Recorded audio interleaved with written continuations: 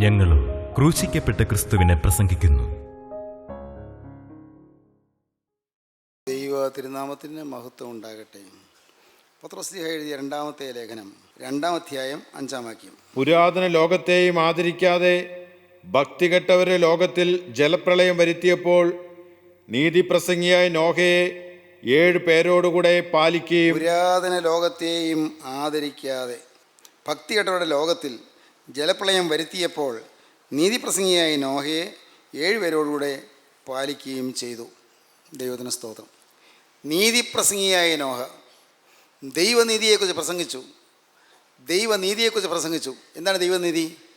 നിങ്ങളൊന്നും ചെയ്യണ്ട, അതാണ് ദൈവനീതി. നിങ്ങളുടെ പ്രവൃത്തി ഒന്നും വേണ്ട, ഈ പെട്ടകത്തിലേക്ക് കയറിയാൽ മതി. ഈ ഞാൻ ഉണ്ടാക്കിയിരിക്കുന്ന ഈ പെട്ടകത്തിൽ നിങ്ങൾ കയറിയാൽ മാത്രം മതി. അവിടെ സുരക്ഷിതമാണ്, അവിടെ വഴക്കില്ല, അവിടെ പുള്ളിപ്പുലിയും ചെന്നായും ആട്ടിൻകുട്ടിയും എല്ലാം ഒരുമിച്ച് വസിക്കും, അവിടെ മാൻപേടയും കടുവയും ഒരുമിച്ച് വസിക്കും, അവിടെ പരസ്പരം തർക്കമില്ല, അവിടെ വൈരാഗ്യമില്ല, അവിടെ പകയില്ല, അവിടെ വിദ്വേഷമില്ല. ഈ പെട്ടകത്തിനകത്തേക്ക് കയറിയാൽ മതി. നിങ്ങൾ ഒരു പ്രവൃത്തിയും ചെയ്യണ്ട, ഒരു പുണ്യപ്രവൃത്തിയും ചെയ്യണ്ട. നിങ്ങൾ അതിനുവേണ്ടി നമസ്കാരം ചൊല്ലുകയോ നിങ്ങൾ അതിനുവേണ്ടി കുമ്പിടുകയോ ഒന്നും ചെയ്യണ്ട. നിങ്ങൾ അതിനുവേണ്ടി പള്ളിപ്പെരുന്നാളേറ്റ് കഴിക്കുകയോ നിങ്ങൾ റാസ പോകുകയോ അല്ല, നിങ്ങൾ തീർത്ഥയാത്ര നടത്തുകയോ ഒന്നും ചെയ്യണ്ട. ദൈവത്തിന് സ്തോത്രം. നിങ്ങളൊരു കാര്യം ചെയ്താൽ മതി. ഈ പെട്ടകം ഇവിടെ ഒരുക്കി വെച്ചിരിക്കുന്നു. ഒരു വാതിലുണ്ട്, ഒരേ ഒരു വാതിലുണ്ട്. ആ വാതിൽ കൂടി പെട്ടകത്തിനകത്ത് പ്രവേശിച്ചാൽ മാത്രം മതി. പെട്ടകം ഒരുക്കിയിട്ട് നിങ്ങളൊന്നും ചെയ്യണ്ട, പെട്ടകം ഒരുക്കുകയും ചെയ്യണ്ട. അതെല്ലാം ഇവിടെ ചെയ്ത് കഴിഞ്ഞിരിക്കുന്നു. ഒരുക്കി വച്ചിരിക്കുന്ന, പണിത് പൂർത്തീകരിച്ചിരിക്കുന്ന, എല്ലാം നിവർത്തിച്ചിരിക്കുന്ന പെട്ടകത്തിലേക്ക് കടന്നാൽ മാത്രം മതി. അവിടെ സുരക്ഷയുണ്ട്, അവിടെ സുഭദ്രതയുണ്ട്, അവിടെ രക്ഷയുണ്ട്. അങ്ങോട്ട് ഒരു കാരണവശാലും വെള്ളം കടക്കുകയില്ല. പ്രളയജലം കടക്കാതെ വണ്ണം നല്ലപോലെ സംരക്ഷണമുള്ള ഈ പെട്ടകത്തിലേക്ക് നിങ്ങൾ കയറിക്കൊള്ളൂ. ഇതാണ് നീതി പ്രസംഗിയായ നോഹ ചെയ്തത്. നോഹ പ്രസംഗിച്ചു, നീതി പ്രസംഗിച്ചു, ദൈവനീതിയെ പ്രസംഗിച്ചു. ഇതാണ് ദൈവനീതി.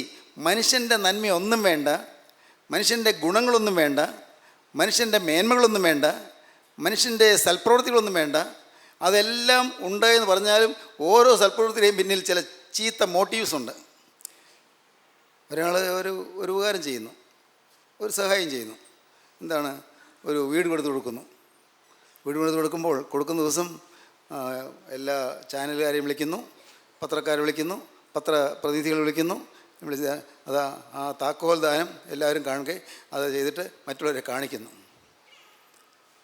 എന്തെല്ലാം മേന്മ പറഞ്ഞാലും വേറൊരാൾ കാണുക ചെയ്യുന്ന നന്മ പ്രവൃത്തികളുടെ പിന്നിൽ എന്നെ ആളുകൾ മാനിക്കണം, എന്നെ ആളുകൾ കരുതണം, എന്നെ ആളുകൾ സ്നേഹിക്കണം, ഞാൻ ചെയ്ത നന്മ പ്രവൃത്തി എല്ലാവരും അംഗീകരിക്കണം, എന്നെ എല്ലാവരും ആ കാര്യത്തിൽ ബഹുമാനിക്കണം എന്നുള്ള ഒരു ഉദ്ദേശം, മോട്ടീവ് അവിടെ അതിൻ്റെ പിന്നിലുണ്ട്. നന്മ പ്രവൃത്തികളുടെ പിന്നിൽ പോലും ചില ചീത്ത മോട്ടീവ്സ് ഉണ്ട്, അല്ലെങ്കിൽ സ്വാർത്ഥപരമായ ഉദ്ദേശങ്ങളുണ്ട്, സ്വന്തമായ ചില ഉദ്ദേശങ്ങളുണ്ട്. എൻ്റെ പേര്, എൻ്റെ പ്രശസ്തി, എൻ്റെ സ്ഥാനം, എൻ്റെ മാനം, എൻ്റെ നല്ല സ്വഭാവം, എൻ്റെ നല്ല മനോഗുണം, ഇതെല്ലാം മറ്റുള്ളവരുടെ മുമ്പിലേക്ക് കാണിച്ചു കൊടുക്കാനുള്ള വ്യഗ്രതയുണ്ട് അതിൻ്റെ പിന്നിൽ. സ്തോത്രം. പ്രിയപ്പെട്ടവരെ, നിങ്ങൾക്ക് മനസ്സിലായല്ലോ. എന്നാൽ ജീവനുള്ള ദൈവത്തിൻ്റെ മക്കൾക്ക് വലം കൈ ചെയ്യുന്നത് എന്തെന്ന് ഇടം കൈ അറിയരുതെന്നാണ് നിർബന്ധം. വലം കൈ ചെയ്യുന്നത് എന്തെന്ന് ഇടം കൈ അറിയരുത്.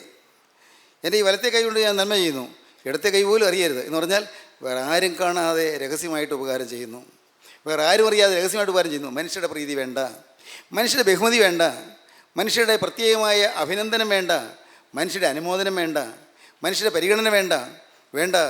എൻ്റെ സ്വർഗത്തിലെ ദൈവത്തിൻ്റെ ആത്മാവിനിൽ വസിക്കുന്നത് കൊണ്ട്, ദൈവത്തിൻ്റെ സ്വഭാവം എനിക്ക് തന്നതുകൊണ്ട്, ദൈവത്തിൻ്റെ സ്നേഹവും ദൈവത്തിൻ്റെ പരമകാരുണികത്വവും എനിക്ക് തന്നതുകൊണ്ട്, ദൈവത്തിൻ്റെ പരമകാരുണികത്വവും എനിക്ക് തന്നതുകൊണ്ട്, അതുകൊണ്ട് ഞാനിത് ചെയ്യുന്നു. മനുഷ്യരെ കണ്ടല്ല, മനുഷ്യരെ കാണിക്കാനല്ല. ഇതാണ് സാക്ഷാൽ ആത്മീയമായ വീക്ഷണം. ദൈവത്തിന് സ്തോത്രം. മനുഷ്യനൊന്നും ചെയ്യണ്ട, എല്ലാം ദൈവം ചെയ്ത് പൂർത്തീകരിച്ചു. അതാണ് നീതിപ്രസംഗിയായ നോഹ ചെയ്തതാണ്. മനുഷ്യനൊന്നും ചെയ്യണ്ട, നിങ്ങളുടെ പ്രവൃത്തികളെല്ലാം കറ പുരണ്ട തുണിയാണ്. നീതിപ്രവൃത്തികളൊക്കെയും കറ പുരണ്ട തുണിയെന്ന് യെശയ്യാവ് പറയും. നിങ്ങളുടെ നീതിപ്രവൃത്തികളൊക്കെയും കറ പുരണ്ടതാണ്. അതിൻ്റെ പിന്നിൽ ചില ഈവിൾ മോട്ടീവ്സ് ഉണ്ട്, ചീത്തയായ ഉദ്ദേശങ്ങളുണ്ട്. ഏതൊരു നന്മ പ്രവൃത്തി ചെയ്യുന്നതിന് പിന്നിൽ. എന്തിന്? നിങ്ങൾ പ്രാർത്ഥിക്കുമ്പോൾ ആ പ്രാർത്ഥന ഒരു 4-5 പേര് കൂടി ഇരുന്നുള്ള പ്രാർത്ഥനയാണ്. 4-5 പേരേ ഉള്ളൂ. പക്ഷേ എന്നാലും നിങ്ങളുടെ പ്രാർത്ഥന എല്ലാവരിലും നല്ല പ്രാർത്ഥന, എല്ലാവർക്കും ഇഷ്ടമായ പ്രാർത്ഥന, നല്ല ഭംഗിയായ പ്രാർത്ഥന, അത് നല്ല ഹൃദയ ദ്രവീകരണമായ ചില ഹൃദയത്തെ അലിയിക്കുന്ന പ്രാർത്ഥന എന്നൊക്കെ വരണം. മറ്റുള്ളവർ കാണണം, മറ്റുള്ളവർ അഭിനന്ദിക്കണം. അല്ലെങ്കിൽ പ്രാർത്ഥന അയ്യോ വേണ്ടതുപോലെ പ്രാർത്ഥിക്കാൻ പറ്റിയില്ല, മനസ്സിലൊരു ഇടി തോന്നുന്നു. നിങ്ങൾ പ്രാർത്ഥിക്കുന്നത് മറ്റുള്ളവരെ കേൾക്കാനല്ല, നിങ്ങൾ പ്രാർത്ഥിക്കുന്നത് സ്വർഗത്തിലെ ദൈവത്തോടാണ്. പക്ഷേ ഇന്ന് മനുഷ്യർ പ്രാർത്ഥിക്കുന്നത് പലപ്പോഴും മനുഷ്യർ കേൾക്കാനാണ്. മനുഷ്യർ കേൾക്കാനാണ് പ്രാർത്ഥന. നിങ്ങൾ ശ്രദ്ധിച്ച് നോക്കൂ, ഇല്ലേ? പലപ്പോഴും അങ്ങനെയല്ലേ? മനുഷ്യർ കേൾക്കണം. ഇപ്പോൾ നിങ്ങളൊരു പ്രസംഗം പറയുന്നു, ഒരു സാക്ഷ്യം പറയുന്നു, നിഷ്കളങ്കമായി ചിന്തിച്ച് നോക്കൂ. എൻ്റെ പ്രസംഗം നന്നാവണം, എൻ്റെ സാക്ഷ്യം നന്നാകണം, ഞാൻ പറയുന്ന വാക്കുകൾ അത് മറ്റുള്ളവർക്ക് വളരെ പ്രയോജനമായി തീരണം, നല്ല ഉദ്ദേശം. പക്ഷേ ഈ നന്നാകണം എന്നുള്ളതിൻ്റെ പിന്നിൽ ഒരു സെൽഫുണ്ട്, അതിൻ്റെ പിന്നിൽ ഒരു സ്വയമുണ്ട്, അതിൻ്റെ പിന്നിൽ ഒരു ഇഗോയുണ്ട്, ഒരു ഞാനുണ്ട്. ഒരു ഞാൻ, എനിക്ക്, എന്നോട്. ആ ഒരു ഞാൻ എന്ന ആശയഗതി ഉള്ളതുകൊണ്ട് നമ്മുടെ പ്രാർത്ഥന പോലും ദൈവസന്നിധിയിൽ സ്വീകാര്യയോഗ്യമായി തീരുന്നില്ല, സ്വീകരിക്കപ്പെടുന്നില്ല. നീതി പ്രസംഗിയായ നോഹ നീതി എന്താണ് പ്രസംഗിച്ചത്? നിങ്ങളാരും ഒന്നും ചെയ്യേണ്ട, എല്ലാം പൂർത്തീകരിച്ചു. പെട്ടകം പടുത്ത് തീർത്തിരിക്കുന്നു, പെട്ടകത്തിനകത്ത് എല്ലാം സജ്ജീകരിച്ചിരിക്കുന്നു. അവിടെ നിങ്ങൾക്ക് എത്ര കാലം വേണമെങ്കിലും ജീവിക്കാനുള്ള സജ്ജീകരണങ്ങൾ, എല്ലാ വിഭവങ്ങളും ഒരുക്കിയിരിക്കുന്നു. അവിടെ സുഖസമൃദ്ധമായി സന്തോഷമായി ജീവിക്കാനുള്ള സാഹചര്യങ്ങൾ ഉണ്ടാക്കിയിരിക്കുന്നു. എല്ലാം ദൈവം ഒരുക്കിയിരിക്കുന്നു, എല്ലാം പൂർത്തീകരിച്ചിരിക്കുന്നു. It is finished. ഇതെല്ലാം നിവൃത്തിയായി പൂർത്തീകരിച്ചു. ദൈവത്തിന് സ്തോത്രം. അതാണ് ഗോകുൽത്തായിൽ മുഴങ്ങിക്കേട്ട ശബ്ദം, ഗോകുൽത്തായിൽ മുഴങ്ങിയ ശബ്ദം, കാൽവരി ക്രൂശിൽ മുഴങ്ങിയ ശബ്ദം. നിവൃത്തിയായി എന്നാണത്. മനുഷ്യനെ ഒന്നും ചെയ്യേണ്ട, എല്ലാം ഞാൻ പൂർത്തീകരിച്ചു തന്നിരിക്കുന്നു. ഇത് മനസ്സിലാക്കുന്നതിന് വലിയ കൃപയാണ് കേട്ടോ. പിതാവേ, സ്വർഗത്തിന് ഭൂമിക്കും കർത്താവായുള്ളവേ, നീ ഇത് ജ്ഞാനികൾക്കും വിവേകികൾക്കും മറച്ച് ശിശുക്കൾക്ക് വെളിപ്പെടുത്തിയതുകൊണ്ട് ഞാൻ നിന്നെ വാഴ്ത്തുന്നു. അതേ പിതാവേ, ഇങ്ങനെയല്ലോ നിനക്ക് പ്രസാദം തോന്നിയത്. ഇത് നിങ്ങൾക്കിപ്പോൾ മനസ്സിലാക്കുക എന്ന് പറയുന്നത് പോലും ഒരു അത്ഭുതമാണ്. ഈ ഒരു അത്ഭുതം നിങ്ങൾ ഗ്രഹിച്ചു കഴിയുമ്പോൾ നിങ്ങൾ തുള്ളിച്ചാടും. അതാണ് ആദ്യ സ്നേഹത്തിൻ്റെ ലഹരി എന്ന് പറയുന്നത്. ആദ്യ സ്നേഹത്തിൻ്റെ ലഹരി നിങ്ങൾക്കൊരു വെളിച്ചം കിട്ടുകയാണ്, ഒരു വലിയ പ്രകാശം നിങ്ങളുടെ ഉള്ളത്തേക്ക് കടന്നു വരികയാണ്. ഏതോ ഒരു പുതിയ ലോകം നിങ്ങളുടെ മുന്നിൽ തുറക്കുകയാണ്, ഒരു പുതിയ ലോകം. ദൈവത്തിന് സ്തോത്രം. ഞാൻ ഓർക്കുന്നു, ഞാൻ 17-ാമത്തെ വയസ്സിൽ മാനസാന്തരപ്പെട്ട ആദ്യ കാലത്ത് ഏതാണ്ട് ലഹരി പിടിച്ച് ഓടി കിടക്കുകയായിരുന്നു. ലഹരി പിടിച്ച് വചനം എവിടെയുണ്ടോ അങ്ങോട്ട് ഓടിച്ചെല്ലും. എവിടെ അനുഗ്രഹീതരായ ദൈവമക്കൾ എവിടെയുണ്ടോ അവിടെ പോയി വചനം കേൾക്കാൻ എത്ര മൈലുകൾ ഞാൻ സഞ്ചരിച്ചു. എന്തിന്? എനിക്ക് വചനത്തോടുള്ള ആർത്തി, വചനത്തോടുള്ളതായ കൊതി, വചനത്തിൻ്റെ മധുരം അത് ആസ്വദിക്കാനുള്ളതായ ആർത്തി. പ്രിയപ്പെട്ടവരെ, വചനത്തോടൊരു ആസക്തി, ആഗ്രഹം ഇപ്പോൾ നിങ്ങൾ എല്ലാവരും കൂടെ കൂടി വന്നിരിക്കുന്നു. എന്തിന്? ആര് പറഞ്ഞിട്ട്? നിങ്ങൾക്ക് വചനത്തോടൊരു ആസക്തി വന്നിരിക്കുന്നു, വചനത്തോടൊരു അടുപ്പം വന്നിരിക്കുന്നു, വചനത്തിലേക്കൊരു ആകർഷണം വന്നിരിക്കുന്നു. ആര് തന്നു? സ്വർഗത്തിൽ ദൈവം തന്നതാണ്. അത് ദൈവകൃപയാണ്. ദൈവം എല്ലാം പൂർത്തീകരിച്ചു. നിത്യനായ ദൈവം തൻ്റെ സ്വർഗീയ മഹിമയിൽ, ദൈവം തൻ്റെ മഹത്വത്തിൽ എല്ലാം പൂർത്തീകരിച്ചു തന്നിരിക്കുന്നു. മനുഷ്യൻ്റെ രക്ഷയ്ക്ക് ആവശ്യമുള്ളതെല്ലാം പൂർത്തീകരിച്ചു തന്നിരിക്കുന്നു. മനുഷ്യന് ഒരു കാര്യം മാത്രം ചെയ്താൽ മതി, അവൻ പെട്ടകത്തിലേക്ക് കയറുക മാത്രം ചെയ്താൽ മതി.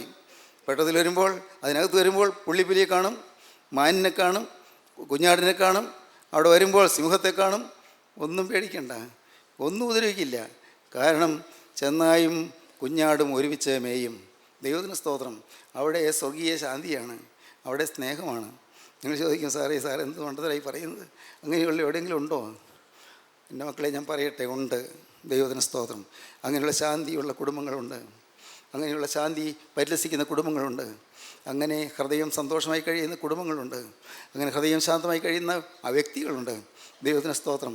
നിങ്ങൾ വെറുതെ കേൾക്കുകയല്ല, നിങ്ങൾ ഓരോരുത്തരും ഹൃദയത്തിൽ ആഗ്രഹിക്കണം, കർത്താവേ, അങ്ങനെ ഒരു ജീവിതം ഈ ഭൂമിയിൽ വെച്ച് സാധ്യമാണെങ്കിൽ ആ സ്വർഗീയ ശാന്തി എനിക്ക് തരണം.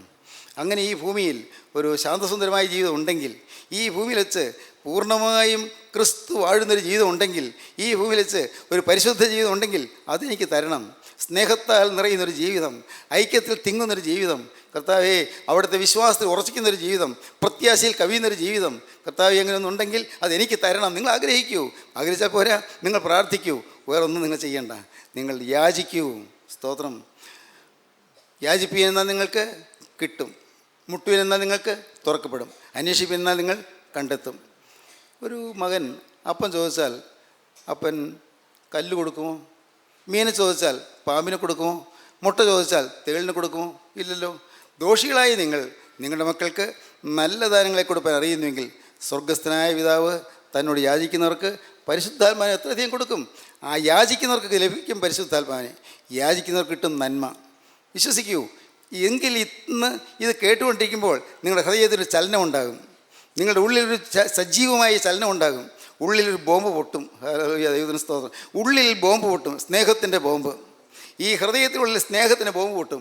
ലഹരി പിടിക്കും. നിങ്ങൾ ആത്മാവിന് ലഹരി പിടിച്ച് നിങ്ങൾ പുതിയ മനുഷ്യനായിത്തീരും. നിങ്ങളുടെ ഹൃദയത്തെ ആനന്ദം അലതല്ലും. നിങ്ങൾ ദൈവത്തെ സ്തുതിക്കാൻ തുടങ്ങും. ഇടപെടാത്ത സ്തുതി, ഹൃദയം നിറഞ്ഞ സ്തുതി, സന്തോഷ സമൃദ്ധിയുള്ള സ്തുതി. രോഗമുള്ളപ്പോഴും സ്തുതി, ഭാരങ്ങളുള്ളപ്പോഴും സ്തുതി, പൈസയുടെ ഞെരുക്കമുള്ളപ്പോഴും സ്തുതി, പഠിക്കാൻ പറ്റാതിരിക്കുമ്പോഴും സ്തുതി, ജീവിതത്തിൽ ക്ലേശങ്ങളുള്ളപ്പോഴും സ്തുതി, പലതരത്തിലുള്ള പ്രശ്നങ്ങളിൽ കൂടി കടന്നു പോകുമ്പോഴും സ്തുതി. കാരണം യേശുക്രിസ്തു വസിക്കുന്ന ഹൃദയത്തിൽ. ലഹരി പിടിച്ചുള്ള ജീവിതം, ആധ്യാത്മികമായ ലഹരി, ആധ്യാത്മികമായ ബോംബ്. ദൈവത്തിന് സ്നേഹത്തിൻ്റെ ബോംബ് ഞാൻ പറയാറില്ലേ? സ്നേഹത്തിൻ്റെ ബോംബ്. സ്നേഹത്തിൻ്റെ ബോംബ് നിങ്ങളുടെ ഹൃദയത്തിൽ പൊട്ടട്ടെ. ദൈവത്തിന് സ്തോത്രം. സ്നേഹത്തിൻ്റെ വിപ്ലവം നിങ്ങളുടെ ഹൃദയത്തിൽ ഉദ്ഘാടനം ചെയ്യട്ടെ. സ്നേഹത്തിൻ്റെ വിപ്ലവം, സ്നേഹത്തിൻ്റെ വിപ്ലവം. ദൈവത്തിന് സ്തോത്രം. സ്നേഹത്തിൻ്റെ വിപ്ലവം. പ്രിയപ്പെട്ടവരെ, നമ്മുടെ കുടുംബങ്ങൾ സ്നേഹത്തിൻ്റെ വിപ്ലവം കൊണ്ട് വീര്യമുള്ളതായി തീരണം. നമ്മുടെ കുടുംബങ്ങൾ സ്നേഹത്തിൻ്റെ വിപ്ലവം കൊണ്ട്, ഐക്യത്തിൻ്റെ ശ്രേഷ്ഠത കൊണ്ട് വളരുന്നതായി തീരണം. നമ്മുടെ കുടുംബങ്ങളിൽ ഐക്യം പരിലസിക്കണം. നമ്മുടെ കുടുംബങ്ങളിൽ ഐശ്വര്യം നിറയോടെ വസിക്കണം. നമ്മുടെ കുടുംബങ്ങൾ സ്വർഗ്ഗമായി തീരണം. നമ്മുടെ കുടുംബങ്ങൾ കൊച്ചു സ്വർഗ്ഗമായി തീരണം. ദൈവത്തിന് സ്തോത്രം. ഇത് കേൾക്കുമ്പോൾ നിങ്ങൾ വെറുതെ ഒരു കഥ കേൾക്കുന്ന പോലെ കേട്ടിരിക്കരുത്. നിങ്ങളിത് കേൾക്കുമ്പോൾ, കർത്താവേ, അങ്ങനെയൊന്നും ഈ ഭൂമിയിൽ വെച്ച് സാധ്യമാണെങ്കിൽ എനിക്കത് വേണം. ആ സ്നേഹത്തിന് പൂ കൂട്ടുമ്പോൾ നിങ്ങളുടെ കുടുംബം സ്വർഗ്ഗമായി മാറും. നിങ്ങളുടെ കുടുംബങ്ങൾ ഐശ്വര്യമായി തീരും. നിങ്ങളുടെ കടത്തിന് പൊറുതി കിട്ടും. നിങ്ങളുടെ രോഗത്തിന് ശാന്തി കിട്ടും. നിങ്ങളുടെ ഹൃദയത്തിൽ ഒരു പുതിയ വിപ്ലവം പുറപ്പെടും. ആ ആധ്യാത്മികമായ വിപ്ലവത്തിൽ നിങ്ങൾ ത്രസിക്കും. നിങ്ങൾ അനുഗ്രഹീതരായി നിങ്ങൾ മാറും. നിങ്ങളുടെ ജീവിതം സ്വർഗ്ഗമയമായി തീരും. സ്വർഗ്ഗം നിങ്ങളിലേക്ക് ഇറങ്ങി വരും. ഹല്ലേലൂയ, ദൈവത്തിന് സ്തോത്രം. സ്വർഗ്ഗം നിങ്ങളിലേക്ക് ഇറങ്ങി വരുന്ന ഒരു മഹാസൗഭാഗ്യം. അവിടെ തിന്മയില്ല, അവിടെ വഴക്കില്ല, അവിടെ വലിയ ചെറുപ്പഭാവമില്ല, വലിയവനെന്നോ ചെറിയവനെന്നോ ഭേദമില്ല, അഭ്യസ്തവിദ്യനെന്നോ നിരക്ഷരകുക്ഷിയെന്നോ വ്യത്യാസമില്ല. അവിടെ എല്ലാവരും ഒന്ന്, അപ്പൻ്റെ മക്കൾ, ഒരപ്പൻ്റെ മക്കൾ. ദൈവത്തിന് സ്തോത്രം. നാം എല്ലാം സ്വർഗീയ പിതാവിൻ്റെ മക്കൾ. നാം എല്ലാം യേശുക്രിസ്തുവിൻ്റെ രക്തത്താൽ വീണ്ടെടുക്കപ്പെട്ട ദൈവമക്കൾ. നാം എല്ലാം യേശുക്രിസ്തു നല്ല ഇടയിൽ പിന്നാലെ നടക്കുന്ന കുഞ്ഞാടുകൾ. ദൈവത്തിന് സ്തോത്രം. നാം എല്ലാം യേശുക്രിസ്തുവിൻ്റെ ശിഷ്യന്മാർ. ഇത് നിങ്ങൾക്ക് ബോധ്യമുണ്ടോ? എങ്കിൽ ഇപ്പോൾ നിങ്ങൾ പറയൂ, കർത്താവേ, അങ്ങനെയെങ്കിൽ ഇന്ന് ഇത് കേട്ടുകൊണ്ടിരിക്കുമ്പോൾ തന്നെ എൻ്റെ ഹൃദയത്തിൽ നീ ആ ബോംബ് നിക്ഷേപിക്കണമേ. സ്നേഹത്തിൻ്റെ ബോംബ് എൻ്റെ ഹൃദയത്തിൽ നിക്ഷേപിക്കണമേ. ദൈവത്തിന് സ്തോത്രം. ആ സ്നേഹത്തിൻ്റെ ബോംബ് അവിടെ വസിക്കട്ടെ, അവിടെ കിടക്കട്ടെ. കർത്താവേ, തക്ക സമയത്ത് പൊട്ടുമല്ലോ. തീ തൊടുമ്പോഴേക്കും ആ ബോംബ് പൊട്ടും. കർത്താവേ, അങ്ങനെ ഞങ്ങളുടെ ദേശം അനുഗ്രഹീതമായി തീരും. എൻ്റെ ദേശം അനുഗ്രഹീതമായി തീരും. എൻ്റെ സഭ അനുഗ്രഹീതമായി തീരും. എൻ്റെ കൂട്ടായ്മ അനുഗ്രഹീതമായി തീരും. കർത്താവേ, ഞാൻ മൂലം അനേകർ അനുഗ്രഹം പ്രാപിക്കും. ഹല്ലേലൂയ, ദൈവത്തിന് സ്തോത്രം. ദൈവത്തിന് വലിയ നാമം മഹത്വപ്പെടട്ടെ. ദൈവത്തിന് സ്തോത്രം. നീതി പ്രസംഗിയായ നോഹ വായിച്ചത് അങ്ങനെയാണ്. പുരാതന ലോകത്തെയും ആദരിക്കാതെ ഭക്തികെട്ടരുടെ ലോകത്തിൽ ജലപ്രളയം വരുത്തിയപ്പോൾ നീതി പ്രസംഗിയായ നോഹയെ 7 പേരോടെ പാലിക്കുകയും. നീതി പ്രസംഗിയായ നോഹ, നാം എല്ലാം നീതി പ്രസംഗിക്കുന്നവരായി തീരണം. നീതി പ്രസംഗിക്കുന്നവർ. ഈ ദൈവനീതിയെക്കുറിച്ച് പറയണം. ദൈവനീതിയെക്കുറിച്ച് ആരോടും പറയാം, പേടിക്കാതെ പറയാം. സ്വീകരിച്ചില്ലേ? വേണ്ട. യെഹെസ്കേലിനോട് കർത്താവ് പറഞ്ഞു, അവർ കേട്ടാലും കേൾക്കാഞ്ഞാൽ നീ അവരോട് പ്രവചിക്കാം. അവർ കേട്ടാലും കേൾക്കാഞ്ഞാൽ നീ അവരോട് പ്രവചിക്കാം. നിന്നെ അവർ പുച്ഛിച്ചു വരും, നിന്നെ അവർ ഇറക്കി വിട്ടുന്നു വരും, നിന്നെ അവർ ഉപദ്രവിച്ചെന്ന് വരും. സാരമില്ല. അവർ കേട്ടാലും കേൾക്കാഞ്ഞാലും മനുഷ്യപുത്ര നീ ഇസ്രായേൽ ഗൃഹത്തോട് പ്രവചിക്കാം. സ്തോത്രം. ദൈവത്തിൻ്റെ വലിയ നാമം മഹത്വപ്പെടട്ടെ. കേട്ടാലും കേൾക്കാഞ്ഞാലും, ആ വാക്ക് മറക്കരുത്. കേട്ടാലും ശരി, കേട്ടില്ലെങ്കിലും ശരി, കടം തീരുമല്ലോ. കടം തീരുമല്ലോ. സ്വർഗത്തിലെ നിത്യനായ ദൈവം നമുക്ക് ചില കാര്യങ്ങൾ പരിമിപ്പിച്ച് തന്നിട്ടുണ്ട്. നിർബന്ധം മേൽ കിടക്കുന്നു. ഞാൻ സുവിശേഷം അറിയിക്കുന്നില്ല എങ്കിൽ എനിക്ക് അയ്യോ കഷ്ടം. ഞാൻ സുവിശേഷം അറിയിക്കുന്നില്ലെങ്കിൽ എൻ്റെ മേൽ കടം നിൽക്കുന്നു. ഞാൻ കടക്കാരനാകുന്നു. ആരൊക്കെ? എല്ലാവർക്കും ഞാൻ കടക്കാരൻ. യഹൂദന്മാർക്ക് ഞാൻ കടക്കാരൻ, യവനന്മാർക്ക് കടക്കാരൻ, ബർബന്മാർക്കും ശകന്മാർക്കും ദാസന്മാർക്കും എല്ലാം ഞാൻ കടക്കാരൻ. ഞാൻ എല്ലാവർക്കും കടക്കാരനായിരിക്കുന്നു. അവരോട് സുവിശേഷം ഞാൻ അറിയിച്ചില്ലെങ്കിൽ എൻ്റെ മേൽ കടം നിൽക്കുന്നു. ഒരു കടക്കാരനായി ഞാൻ കടന്നു ചെല്ലാൻ ഇടവരരുത്. കടക്കാരനായി, കടമുള്ളവനായി ഞാൻ അക്കരദേശത്തേക്ക് കടന്നു ചെല്ലാൻ ഇടവരരുത്. എങ്ങനെയാണെങ്കിൽ ഇപ്പോൾ നിങ്ങൾ എത്ര പേര് കടക്കാരായിട്ടുണ്ട്? നിങ്ങളുടെ ജീവിതത്തിൽ കടം വന്ന് കയറിയിട്ടുണ്ട്. ദൈവത്തിന് സ്തോത്രം. ദൈവത്തിന് വലിയ നാമം മഹത്വപ്പെടട്ടെ.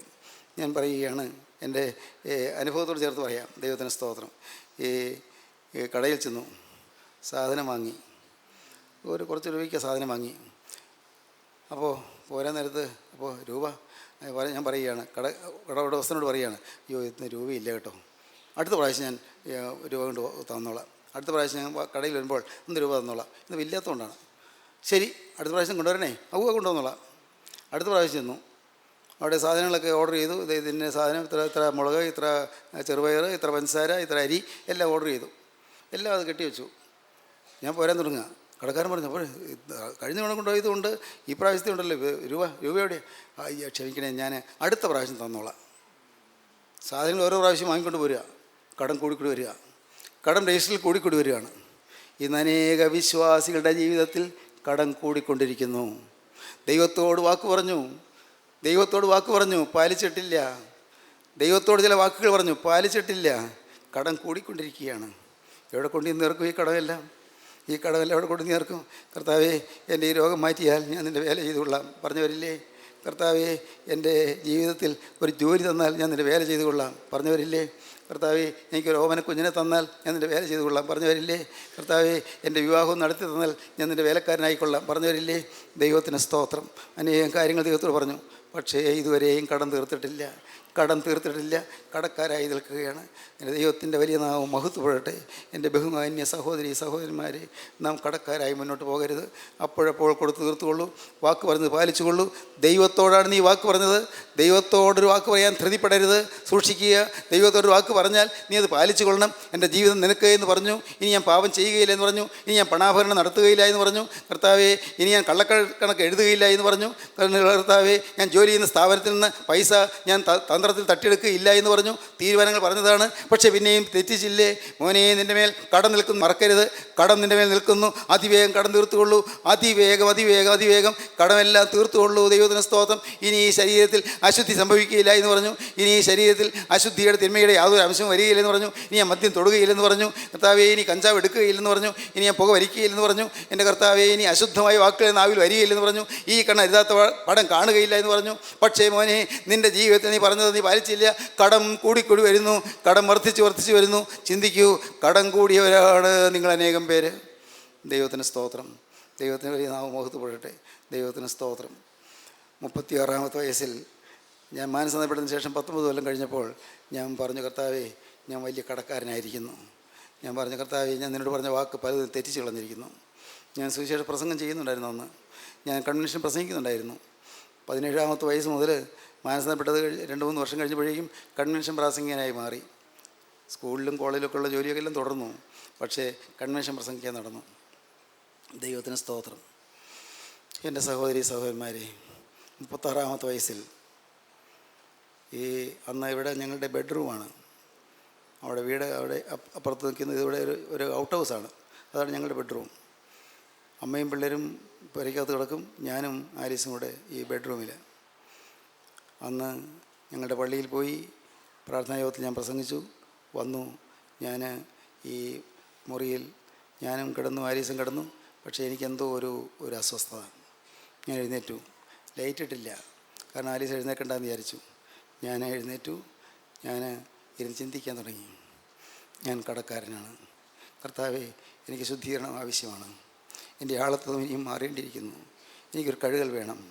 കർത്താവെ, മുഴുവൻ കഴുകണം. എനിക്ക് പൂർണ്ണമായി കഴുകൽ വേണം. കർത്താവെ, ഞാൻ ചില രൂപ കൊടുക്കാനുള്ളവരൊക്കെ ചെന്ന് മാപ്പി ചോദിച്ച് രൂപ കൊടുത്തോളാം. എനിക്ക് ഇഷ്ടക്കുറവുള്ളവരോട് ചെന്ന് മാപ്പി ചോദിച്ച് നേർപ്പായിക്കൊള്ളാം. എൻ്റെ കർത്താവെ, പുസ്തകങ്ങൾ ചിലയിടത്തുനിന്നെടുത്ത് തിരിച്ചു കൊടുത്ത് ഞാൻ മാപ്പി ചോദിച്ചുകൊള്ളാം. ഞാൻ ദൈവത്തോട് ചില വാക്കുകളെല്ലാം പറഞ്ഞു. ദൈവത്തിന് സ്തോത്രം. പ്രിയപ്പെട്ടവരെ, ഞാൻ നിങ്ങളോട് പറയട്ടെ, നിങ്ങൾ അനുഗ്രഹം ആഗ്രഹിക്കുന്നുവെങ്കിൽ, അനുഗ്രഹം വേണമെങ്കിൽ നിങ്ങൾ ദൈവത്തോട് ഇനിയും ചില വാക്കുകൾ പറയണം. പുതിയ ചില പ്രതിഷ്ഠകൾ എടുക്കണം. നിങ്ങൾ മാനസാന്തരപ്പെട്ട കാലത്തെ പ്രതിഷ്ഠ പോരാ. മാനസാന്തരപ്പെട്ട കാലത്തെ നിങ്ങളുടെ വാക്ക് പോരാ. ഇന്ന് ഒരു പുതിയ പ്രതിഷ്ഠ നിങ്ങൾ എടുക്കണം. പറയണം, കർത്താവേ, ഞാൻ നേർച്ച നിവർത്തിച്ചു കൊള്ളാം. ഞാൻ പറഞ്ഞ നേർന്നത് ഞാൻ നിവർത്തിച്ചു കൊള്ളാം. ഞാൻ നിന്നോട് വാക്ക് പറഞ്ഞത് ഞാൻ പാലിച്ചു കൊള്ളാം. ദൈവത്തോട് പറയണം. ദൈവത്തിന് സ്തോത്രം. ദൈവത്തിന് സ്തോത്രം. അന്ന് അർദ്ധരാത്രി വരെയെന്ന് എനിക്ക് തോന്നുന്നു. ഞാനിരുന്നു. ഞാൻ പല തീരുമാനങ്ങളെടുത്തു. കുറച്ച് നേരം ഇരുന്ന് കരഞ്ഞു, കുറേ നേരം ഇരുന്ന് ചിന്തിച്ചു. അവസാനം ഞാൻ കിടന്നുറങ്ങി. പിറ്റേന്ന് മെയ് മാസം 11-ാം തീയതി വെള്ളിയാഴ്ച, 1973 മെയ് മാസം 11-ാം തീയതി വെള്ളിയാഴ്ച രാവിലെ 9 മണിക്ക്. ദൈവത്തിന് സ്തോത്രം. പ്രിയപ്പെട്ടവരെ, ഞാൻ അത്ഭുതത്തോടെ പറയട്ടെ, ഞങ്ങളുടെ ബെഡ്റൂമിൽ യേശു ക്രിസ്തുവിൻ്റെ പരിശുദ്ധാത്മാവ് ശക്തമായി ഇറങ്ങി വന്നു. ദൈവത്തിന് സ്തോത്രം. അന്ന് ഒരു പരിശുദ്ധ പിതാവ് കൂടെ വന്നു. അദ്ദേഹം അന്ന് സ്തുതിക്കാൻ തുടങ്ങി. അദ്ദേഹം ഞങ്ങളുടെ ബെഡ്റൂമിൽ നിന്ന് സ്തുതിക്കാൻ തുടങ്ങി. ദൈവത്തിന് സ്തോത്രം. അത്ഭുതം നടന്നു. കർത്താവെ, അന്ന് ഞാൻ ഓർക്കുകയാണ്, എൻ്റെ സകലം ആളത്വം അങ്ങ് മാറിക്കഴിഞ്ഞു. അന്ന് ഒരു വലിയ ലഹരി എൻ്റെ ഉള്ളിലൂടെ കടന്നുപോയി. എൻ്റെ സിരകളിലൂടെ തീ വായുമ്പോൾ എനിക്ക് തോന്നി. എൻ്റെ നെഞ്ചങ്ങ് വീർത്തു വരുന്നത് പോലെ എനിക്ക് തോന്നി. എൻ്റെ കർത്താവിന് സ്തോത്രം. എനിക്ക് അതിനെക്കുറിച്ച് വർണ്ണിക്കാനുള്ള കഴിവില്ലെന്നേ ഞാൻ പറയാറുള്ളത്. വർണ്ണിക്കാൻ കഴിവില്ല. അത് എനിക്ക് മനസ്സിലാക്കാൻ പറ്റാത്ത ചില അനുഭൂതികളായിരുന്നു. ദൈവത്തിന് സ്തോത്രം. ഞാൻ ആൾ മാറി. ദൈവത്തിന് സ്തോത്രം. എൻ്റെ ലക്ഷ്യം മാറി, എൻ്റെ ചിന്താഗതി മാറി. ഞാൻ അതുകൊണ്ട് തികഞ്ഞൊന്നല്ല പറഞ്ഞത്, ഒരിക്കലും തെറ്റിദ്ധരിക്കേണ്ട. ഞാൻ തികഞ്ഞവനായില്ല.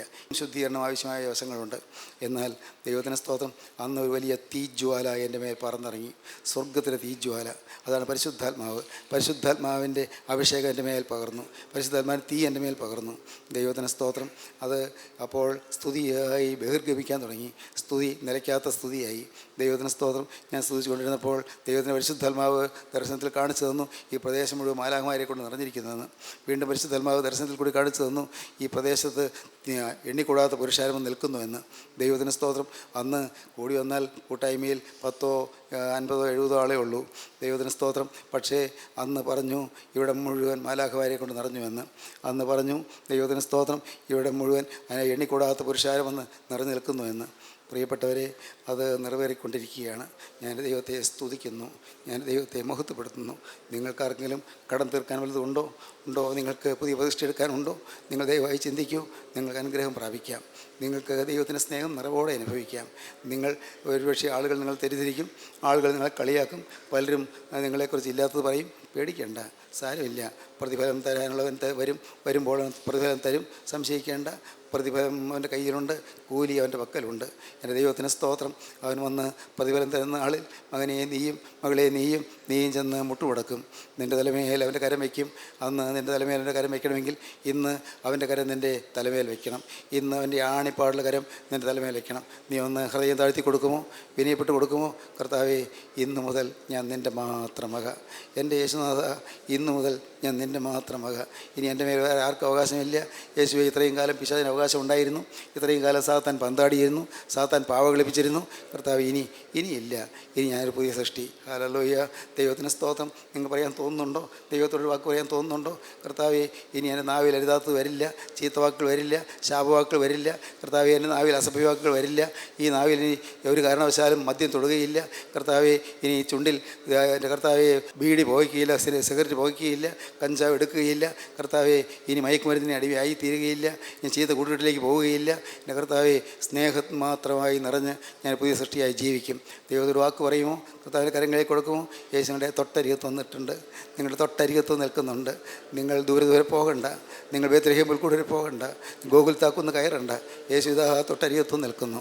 അവൻ്റെ കരം നിങ്ങളുടെ നേരെ ഉയർത്തിയിരിക്കുന്നു.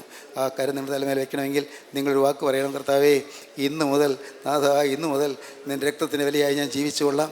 ഒരു പുതിയ സൃഷ്ടിയായി ഞാൻ ജീവിച്ചു കൊള്ളാം. എന്നെ നീ തൊടണമേ എന്ന് പ്രാർത്ഥിക്കൂ. Hallelujah, hallelujah. തൊടണമേ നിങ്ങൾ പ്രാർത്ഥിക്കുന്നുണ്ടെങ്കിൽ നിങ്ങൾ കരം ഒന്ന് ഉയർത്തി കൊടുക്കാം. കർത്താവിൻ്റെ കൈകളിലേക്ക് നിങ്ങൾ കരം ഒന്ന് ഉയർത്തി കൊടുക്കാം. കർത്താവിനോട് പറയാം, കർത്താവേ, ഈ കരത്തിൽ നീ ഒന്ന് പിടിക്കണമേ. എൻ്റെ കർത്താവേ, മറ്റുള്ളൊരു കൈ ഉയർത്തിക്കൊണ്ടല്ല എനിക്ക് തീരുമാനം. എൻ്റെ കരത്തിൽ നീ പിടിക്കണമെന്നുള്ളതാണ്. എൻ്റെ കരത്തിൽ നീ പിടിക്കണമെന്നാണ് എൻ്റെ ആഗ്രഹം. ഞാൻ നിന്നോട് യാചിക്കുന്നു. ഈ കരത്തിൽ അശുദ്ധി പറ്റിയ ഈ കൈകളിൽ യേശുനാഥ നീ പിടിക്കണമേ. എന്നെ കഴുകണമേ, എന്നെ വിശുദ്ധീകരിക്കണമേ, എൻ്റെ പാപങ്ങൾ ക്ഷമിക്കണമേ, എല്ലാ അരുതായികളും മാറ്റണമേ, എല്ലാ തിന്മകളും പൊറുക്കണമേ, എന്നെ കഴുകണമേ, പൈശാചിക ബാധകൾ മാറ്റണമേ, ദുരാത്മ ബന്ധനങ്ങൾ അഴിക്കണമേ, സാത്താൻ്റെ കോട്ടകൾ തകർക്കണമേ. കർത്താവേ, എൻ്റെ മേലുള്ള സകല ബാധകൾ നീക്കി എന്നെ വിശുദ്ധീകരിക്കണമേ. നിൻ്റെ രണ്ടാമത്തെ വരവിൽ എന്നെ കൂടെ നീ ഓർത്തുകൊള്ളണമേ. Hallelujah, hallelujah, hallelujah. നിൻ്റെ രണ്ടാമത്തെ വരവിൽ എന്നെ കൂടെ നീ ഓർത്തുകൊള്ളണമേ. മിശിഹ, നീ രാജ്യത്വം പ്രാപിച്ചു വരുമ്പോൾ എന്നെ കൂടെ നീ ഓർത്തുകൊള്ളണമേ. നമുക്ക് സമർപ്പിക്കാം, നമുക്ക് പ്രാർത്ഥിക്കാം. കാരുണ്യവാനേ, മഹാപരിശുദ്ധനായ ഞങ്ങളുടെ സ്വർഗീയ പിതാവേ, നിൻ്റെ പ്രിയ മക്കളെല്ലാം അവിടുന്ന് കാണുന്നുവല്ലോ. അപ്പോൾ നിൻ്റെ സ്നേഹമുള്ള കരം ഓരോരുത്തരുടെയും തലമേൽ വെച്ചിരിക്കുന്നല്ലോ. എൻ്റെ കർത്താവേ, ആ സ്നേഹമുള്ള കരത്തിൽ നിന്ന് ഒഴുകുന്ന തിരുരക്തം ഓരോരുത്തരെയും ശുദ്ധീകരിക്കുന്നുവല്ലോ. യേശു ക്രിസ്തുവിൻ്റെ രക്തം സകല പാപമൊക്കെ ശുദ്ധീകരിക്കുന്ന വചനം ഞങ്ങൾ ഓർക്കുന്നു. കർത്താവേ, ശുദ്ധീകരിക്കണമേ, കഴുകണമേ, വെടിപ്പാക്കണമേ, ആത്മാവിന് തീ പകരണമേ, എല്ലാവരുടെയും ശരീരത്തിലൂടെ തീ ഒഴുകണമേ, തിരുനാമം മഹത്വപ്പെടുത്തണമേ. യേശുവിൻ നാമത്തിൽ തന്നെ, ആമീൻ.